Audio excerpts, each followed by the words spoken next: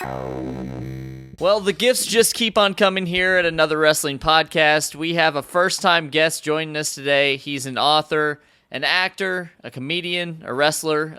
His book, Hardbody, How to Be One, is a bestseller, and we're very happy to be able to talk with him. Ladies and gentlemen, please welcome Mr. Ryan Nemeth. Thank you so much for joining us today, Ryan. How are you doing? I'm doing awesome. I'm waiting for the applause, but I don't hear any, so I'm going to imagine there's some kind of problem with the connection. Yes. Okay. There's a bit of a delay, I think. So there's. Perfect. Hey, thanks for that nice introduction. I feel pretty cool. The bestseller author part felt pretty cool. Yeah, absolutely. Now, obviously, right out of the gate, we're going to talk about this book. As I mentioned, it's called Hardbody, How to Be One. What was the motivation behind you writing this book? Well, I had I was kind of doing some introspection, looking back on the last few years of my life, kind of before wrestling and during NXT and afterwards, and was just thinking, I've met so many people who I view as experts on certain things, whether it's fitness, wrestling, writing, filmmaking, whatever. And I thought, is there some way I can combine all these different voices and put it into something that, I was trying to think, like, what can I do with this? And it was during maybe a trip down to Hard Knock South, which is the gym we used to train at for NXT, the home of Rob McIntyre, John Cena's trainer, that guy. And I was thinking, this place just means so much to me as a fitness mecca, and also the place where I've laughed more than any other place I've ever laughed. And I started thinking, maybe a fitness book that's funny, because every fitness book I read is so boring and dry. And I started sending some messages out to people I used to wrestle with. I asked my brother, I asked Seth Rollins, Trent Beretta, EC3, all these guys, and they all were saying, yeah, of course we'd help you with this. So that was a cool thing. And I said, I'm going to make a funny fitness book, and if it kind of ends up spreading out into other things like comedy or whatever, comedy, filmmaking. So I have some people in there who aren't what you would call athletic body type people, but they excel at something else. So, for instance, Max Landis, who you might know from making the Wrestling Isn't Wrestling spoof video about Triple H, yes, is an amazing screenwriter. And I think of him as like someone who is a hard body of screenwriting. So I said, would you want to be in my fitness book? And he goes, why would I be in a fitness book? And I explained, well, it's the work ethic. It's what's at the core of the person, blah, blah, blah, blah. He was on board. And I started expanding that to different comedians I knew and wrestlers and all this stuff. And what I ended up with was like 60 cameo appearances by people who I've met and befriended in my life. Surrounded it with a bunch of funny fitness tips and stories and all this stuff. I think there's not anything like this book, and I'm so happy it's doing so well right now. And I get so fired up talking about it. That's, I get too excited. But yeah, no, does that answer your question? Yeah, rambled there. Okay. No, it's awesome. You mentioned there's a lot of great contributors of this book. People on Twitter are just going nuts about it, and I see that there's been a bit of back and forth with The Miz. Now, was there one person's story that that you saw in this book that kind of surprised you? Because from what I can tell, you just kind of let people write whatever they wanted. I did. I asked them specific questions. I gave everyone the same set of 5 questions, and some people gave shorter responses, and that was great. I was happy they gave anything at all. And some people, like The Miz, like Dolph Ziggler, like Ryback, Evan Bourne, EC3, Bronson, people like this wrote so much and gave me, I was very surprised with The Miz. He's someone I was bugging for months to give me his part of the book. And every time I would see him and every time I would text him, I'd be like, hey man, sing that stuff. He's like, oh yeah. And then I stopped bringing it up. I'm like, okay, he's not going to do it. He just doesn't want to be in it. That's fine. And then I would see him and he would go, oh, I got to do your book thing. I'm like, oh, okay, well, are you or not? So finally, the week I had to turn everything in, like, to get it all worked on, edited, and revised, at 2 a.m., 2:30 my time a.m., so 5:30 a.m. his time, he texted me, let me know what you think. I just sent it in, and I checked my email, and it was one of the best parts that I couldn't believe, especially coming from someone like him who's so cocky and seems like so flippant about these kind of things. It was the most helpful, motivating thing ever. And he concluded by saying, "It's now 5:30 a.m. and I'm writing this for Ryan because I think he's got a good whatever, blah blah blah." And when he read the book, he ended up sending me some of the most nicest text I've ever gotten about it. It was cool. It made me feel like, all right, I'm doing something that's important. This is, I don't know. You go through life kind of not knowing is this a good thing to do? Is this not? Am I wasting my time? Am I not? Like, for him and my brother and Ryback and all these people to kind of say, yes, this is good. You can't believe how good this is. It's almost kind of wild to hear that. So, damn, yeah, it's a good feeling. I feel like it's been really well received so far. I hope that keeps going. No, that's it's great, but I think we need to go back just a little bit too. Sure. You've been writing for quite some time. You also have another book, which I have to say is hilarious. Thank you. I can make out with any girl here. It's also available on Amazon. Yeah. You wrote that. You've written this one. Now that you're kind of in the groove of writing, do you feel like there's plans for any more books in the future? Definitely, yes. I feel like I'm still reeling from getting this one off the ground, so I might not jump right back into writing a book. But the first one, I Can Make Out with Any Girl Here, I actually brought a paperback copy of that to my first WWE tryout. I wrestled a match and gave a resume and a copy of that book to John Laurinaitis. And I said, "Here, I'm Ryan Nemeth. Here's my resume, and here's a book I wrote." And he looked at me like kind of shocked, and his head kind of snapped back. He was, "You wrote a book?" I go, "Yeah." "Oh, that's pretty cool." I was like, "All right, sweet."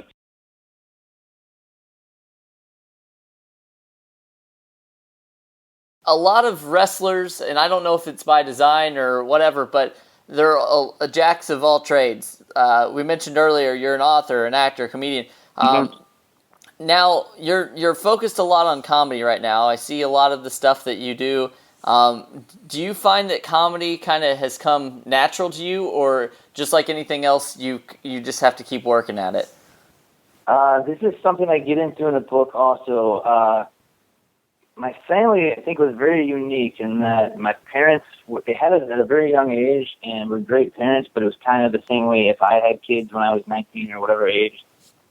The things that I were into, we became into, so things like Saturday Night Live or just Saturday Night Live and The Simpsons and wrestling. Those three things were like the background of our lives, And so as a family, even when I would live in different cities and our brother would be somewhere else and I was somewhere else and parents were in Cleveland, we would all kind of know that we're watching The Simpsons at the same time, and we all would know we're watching Raw at the same time. So it's kind of these things that it just becomes a part of, I don't know, I just always grew up wanting to laugh at things.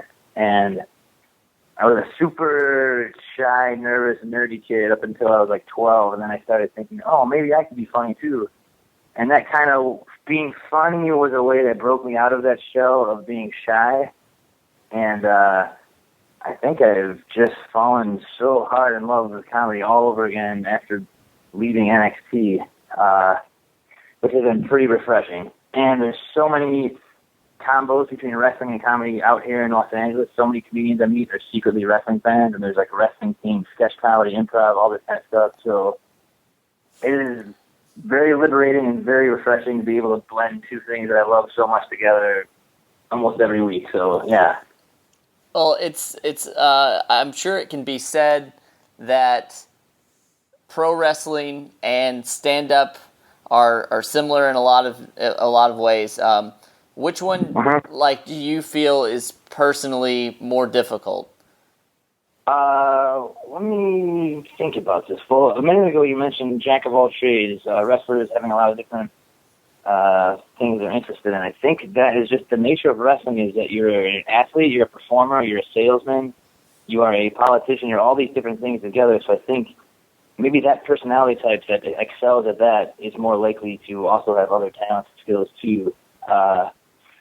And so comedy, there's a handful of, Colt Cabana has been doing comedy for years. I remember even when I lived in Chicago before I wrestled, he was already doing improv and stand-up and all that. I will say that comedy hurts a lot less. Yeah. It depends. Stand-up is pretty ruthless and competitive. Improv and sketch is more supportive, and there's more of a friendly environment with it. Wrestling is completely ruthless and kind of everyone's in it for themselves, and that's just how it has to be. I don't know. I think they're all different. Physically, wrestling is much harder, of course. There's kind of, in the grand scheme of things, I know there's all these awesome independent promotions and all that, but really there's kind of still one game in town, Yeah. in a way. And in the world of comedy, that's absolutely not the case. It's not like if you don't make SNL, you're hopeless or whatever, and you're starving. There's a million different outlets for it. So, I don't know. I guess there's a lot of different ways to think about that. Well, being that you've spent a lot of time in the wrestling ring and now on stage, have you ever ran into your brother's mortal enemy? He's been a guest on our show many times, Keith Apicary. I have. We did, there's a show they do at the Upright Citizens Brigade Theater here every few months, usually when there's a wrestling pay-per-view in town. And it's kind of a sketch comedy spoof on wrestling. And so he's usually part of that. Dan Black runs it out here, and Keith is usually part of that. My brother is usually, and I'm currently the world champion of that company, the fake comedy wrestling company. Yes, I have run into him. I saw him dive off of the top of the stage, which is like 10 feet in the air, and I don't know what he was aiming for, but he has little regard for safety, and he really is such a passion for entertaining people. It's kind of admirable and very scary at the same time. Yeah, he's been really great to us, and I wish all of you guys just the best, because like you said, wrestling's one thing, and you're doing it for entertainment, but comedy's another thing, and I mean it's just great. And we also we spent some time talking with Shane Hartline, and I know that you have been part of, or you're gonna be. Is it the Almost Chris Pratt show? Yeah, he's been planning this show. He's done a few of them so far where it's him and Chris Pratt, and for some reason the last few, Chris Pratt has not been able to make it. So tomorrow night, that's going to be at IO West, which is, if anyone's in Hollywood, 6366 Hollywood. You air this live? When is this? This will be this week, so you can go ahead and, I know. Okay. Yeah. So we'll already happen by then. Okay. Well, I hope Chris Pratt shows up. I know he's very busy, but yeah, he books himself on these shows, and we hope that I have yet to meet him, but I assume he'll be there tomorrow. Yeah, so. Absolutely. Now you're really getting into this comedy, diving in head first. Who are some of your personal comedic influences? Andy Kaufman would be number one. Chris Farley would be tied with number two with someone else, maybe. Yeah, I love Chris Farley so much, and I think Andy Kaufman, of course, is the perfect blend of comedy and wrestling for me. Someone who, I don't know if he could exist these days because the curtain is pulled so wide open, but he was so admirable as far as the integrity of wrestling went. I think there's no one better than that. I remember in NXT, our head coach, Dr. Tom Pritchard, was adamant about making me study and watch everything Andy Kaufman did. And this is all stuff I've already seen as a child. You know, my brother and I would read all the books and watch all the tapes and find all the stuff. But to be now working there and have the head coach go, Briley, you need to study Andy Kaufman. I was like, okay, great. Cause you kind of forget all that. And it was just so great that someone formally, your job right now, you're getting paid a salary to study Andy Kaufman. I was like, all right, perfect. So that was kind of a cool thing. Who else? I love a lot of people out here. There's a lot of improv groups I like that I think will start to be appearing in TV and movies and stuff soon. There's a group called the Cook County Social Club. A couple of friends of mine from Chicago who are out here now. They sell out the UTB every Friday night. They're awesome. Mike O'Brien, who is an SNL featured player now, I think he just does the short film things on there. Mm-hmm. He's amazing. Everyone in his improv group, The Reckoning, I think, is pretty incredible too. What else? I think as far as stand-up goes, I love people like David Spade and Norm Macdonald. For some reason, they've always stuck in my mind. Yeah, I don't know. If I think of more, I'll mention it. But that group is always what comes off the top of my head. Chris Farley, big time, huge. Now, you mentioned it earlier that you and your brother do some stuff when he's out in L.A. Your brother recently said on a Q&A on Twitter that he would like to be doing more comedy full-time and possibly within 2 years. Right now, do you guys have any plans to kind of collaborate in the future, or is this kind of too early for that? His schedule is so demanding with wrestling that he'll sometimes only be able to give me a few days of warning of, hey, I'm going to be there tomorrow night. I'll go, oh, cool. Then we'll book him in a comedy show out here, and the place sells out. It's awesome. That's always my favorite when it comes together last minute, you know.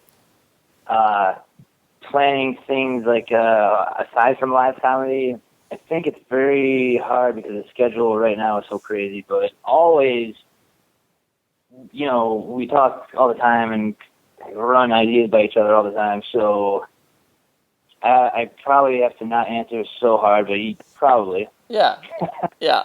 Now, Dolph has a comedy show in Boston coming up. It's yes. the night before TLC. Are you, by any chance, making an appearance at that? No, I'm not. I'm going to be that. What is the date on that? Do you have it nearby? Or no? Yeah, that's the 12th of December. I will be 12th of December. That's a Saturday or Sunday or something like that. It's a right? Saturday, yeah. I think I'm gonna shoot some. I'm definitely working here, and so, I don't think it's a live thing, but yeah, it could be on something. I'm fighting someone on a camera for something. Okay, all right. No, I won't be there. No. All right, well, thanks for nothing, I guess, but no, Sorry, bro. no. Now we spoke about your writing career, your comedy career. I want to just try to touch a little bit on your wrestling as well. So you said that you guys all grew up kind of watching wrestling.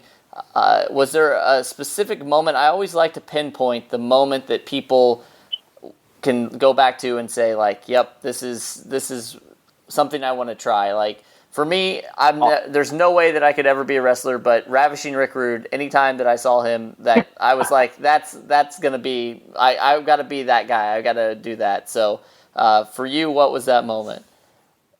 Also something I covered in my book. Yeah, okay, so unlike my brother, who knew at the age of 4.5 or 5 years old, the first time our parents took us to the Richfield Coliseum to see WWF.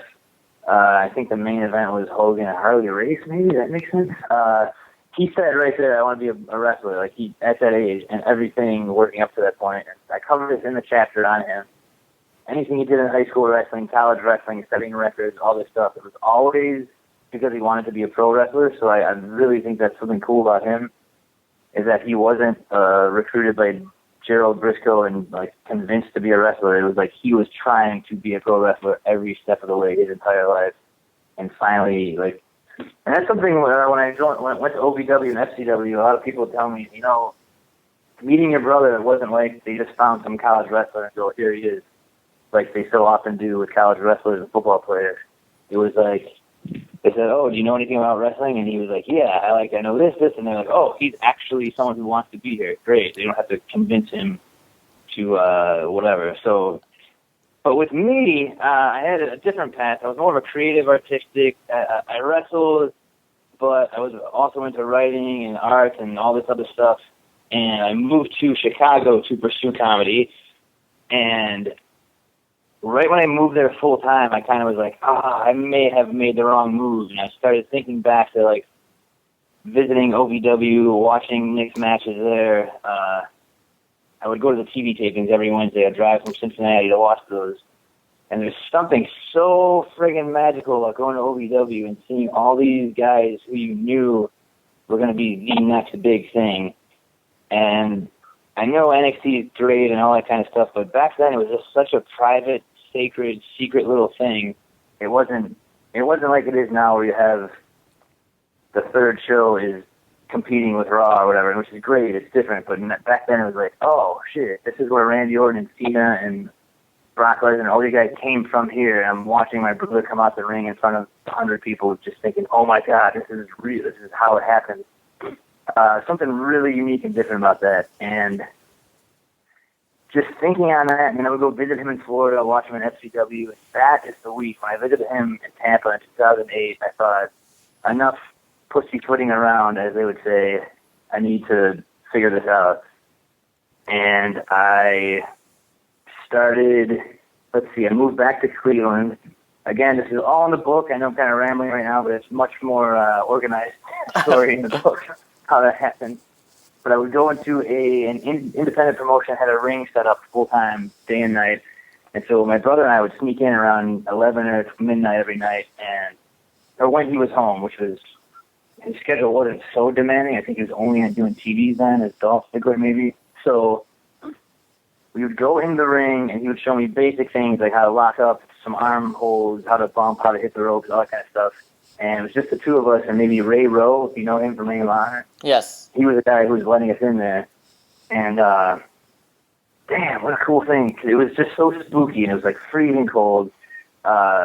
Just a dilapidated ring, but I was thinking, wow, I'm learning the basics of wrestling from who I think is maybe tied for going to be the best wrestler ever, in my opinion. And then his schedule picked up, and he had to move, just was never home, and then I said, all right, I'm going to move to Louisville and start training with Ohio Valley Wrestling with Danny Davis, Jim Cornette, and Rip Rogers, and all those guys.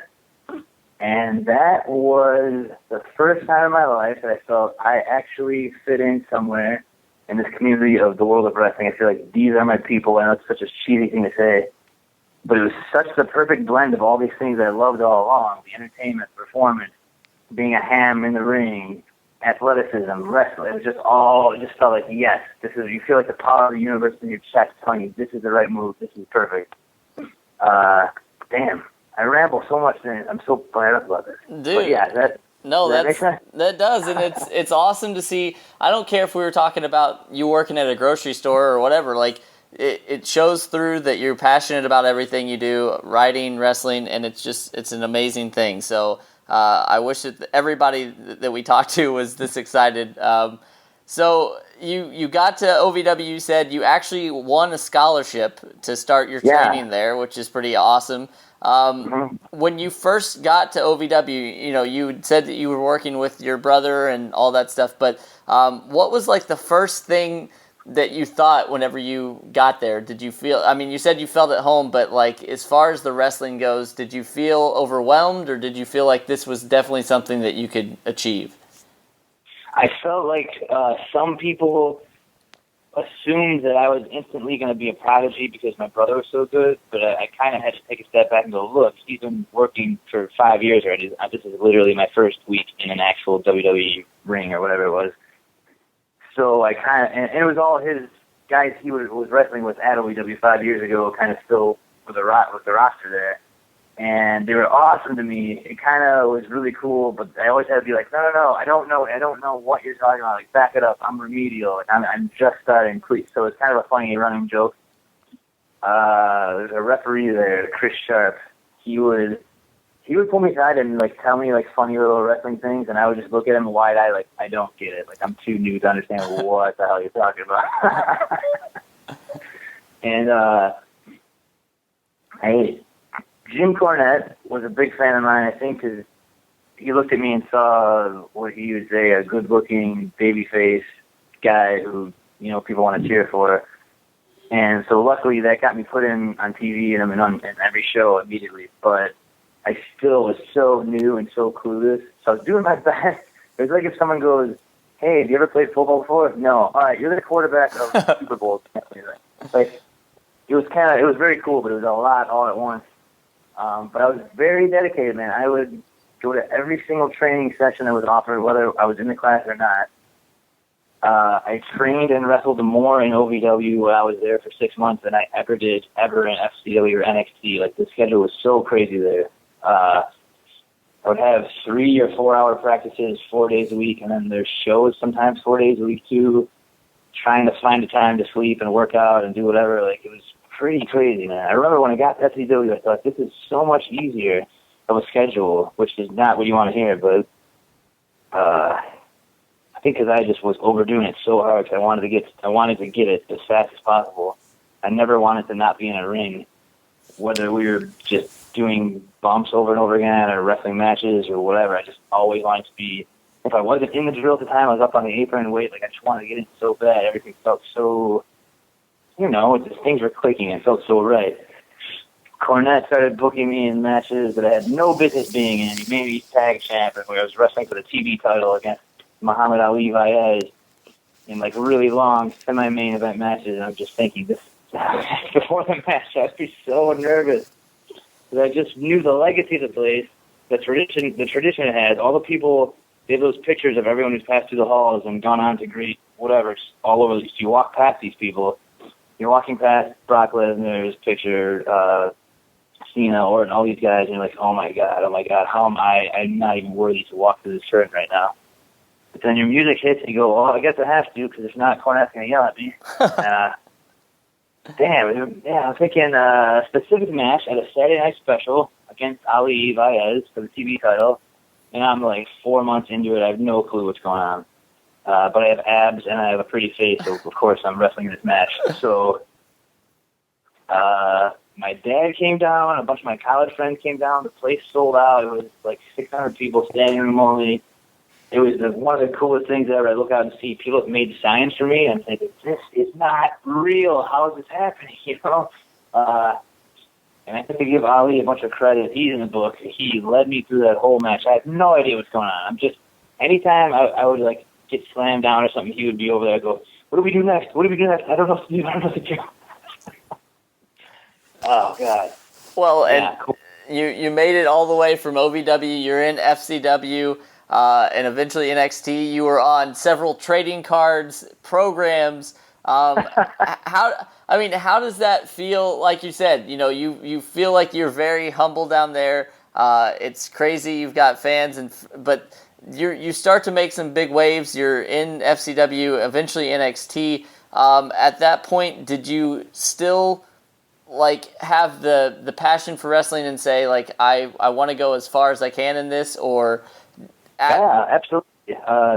Speaking of being humbled, they have these gigantic banners that they put some of the superstars and divas on at the house shows. I'm sure they still do that in NXT probably.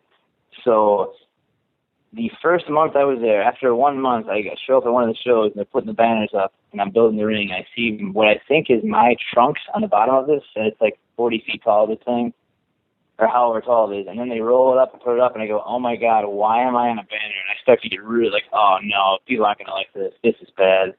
I'm thinking specifically of guys who've been there for a couple of years, and I'm brand new, and I'm on this banner with my little flowery trunks, and I'm trying to just pretend I don't see it, because I really don't want to act like, oh yeah, sweet. I hate that kind of thing. So Derek Bateman, EC3, he goes, Riley, can I talk to you for a second? I go, oh, yeah, what's going on? And he's standing there with Fandango or Johnny Curtis and maybe someone like Xavier and Seth. I don't know. It was like all the dudes who kind of have been there for a little bit. They know the deal. And they all got their arms folded looking at my banner. And they go, what's this all about? And I go, I don't know. I didn't make it. Like, I don't want it. Just give me a hard time. And I was so like, oh, my God, whoever made this banner, this is some kind of rib and I'm in trouble. But it was, once you get to know those guys, they're good. They become great friends. But at the time, you're so brand new and you're thinking, what? This is just going to rub everybody the wrong way. Well, I'm not even on the show. Why is my banner up there? Is it take up a lot of room in your house now, or how does that work? I have no idea where that thing is. I don't know where that is. Dr. Tom, I remember him saying, he goes, Bradley Pierce, come here, this is pretty cool. I'm going to take a picture in front of it. I go, are we really taking a picture, or is this like a prank that I'm falling for? So I do have a pretty cool picture of me and him in front of the banner, and then Skinner, Steve Kern, he sees the trading card, he goes, Riley, let me talk to you. I go, yeah, what's up? This is pretty cool, man, you got a trading card. I'm like, so I don't know. It was just cool. It's a cool thing, but you're also worried to not get too excited about it because, number one, you can get fired at any time. Like, it's all a fantasy that can be taken away. And secondly, that's not what it's about. It's about kicking ass and, I don't know. Yeah, I don't know. Absolutely. Did I avoid your question or No, it was great, man. It was great. Obviously, you're busy. We got just a few more questions. You transitioned to NXT, and you were wrestling, but then also became an announcer. Did you start to like that work more than the wrestling, or because you could I feel like you could kind of put your own spin on what you were announcing, or did you still really enjoy the wrestling part of it? I love attention, and I love being in front of a crowd no matter what was happening. If I wasn't booked in a wrestling match, they would always try to find some way to get me in front of the crowd, so I would host the Divas Bikini competition or whatever it was. It was like AJ and Caitlyn and all Audrey and all those girls. Whatever it was, they always wanted me to have a microphone in front of the people. I think I had I don't know where that came. Maybe from the improv background. It might have been from OVW, but I just was very easy to connect with the fans. I used to have fun when we do the Miami Fair show. I would say, they would be cheering and going crazy, and I would say, hey, are you just going to chant whatever I say? And they were all like, yeah. And I had a chair that I was supposed to auction off that Ryback had signed. And I think that they were saying, I was going to say, feed me more, feed me more. Then I said, how about this one? Feed me chair. And there's 1,000 people at this Miami Fair just sharing feed me chair. And I remember thinking, this is unreal. But you just feel such a power, and it's so fun. Like, you're conducting these wild fans, dude. That's awesome. They don't care that you're... Yeah, it was kind of funny. I think I impressed Dusty Rhodes with my promo skills. And he wanted me, in much the same way he wanted me on TV right away. And whether the guys wanted to book me in matches the other night, he wanted me doing something. So he made me the interviewer guy. And then he started writing episodes where I would slowly start to insult Brad Maddox during interviews. And he explained, this is how we're going to get you into the ring. You're going to start fighting with Maddox. You guys will start having a program together. That'll get you in the ring. Then we're going to make you tag partners.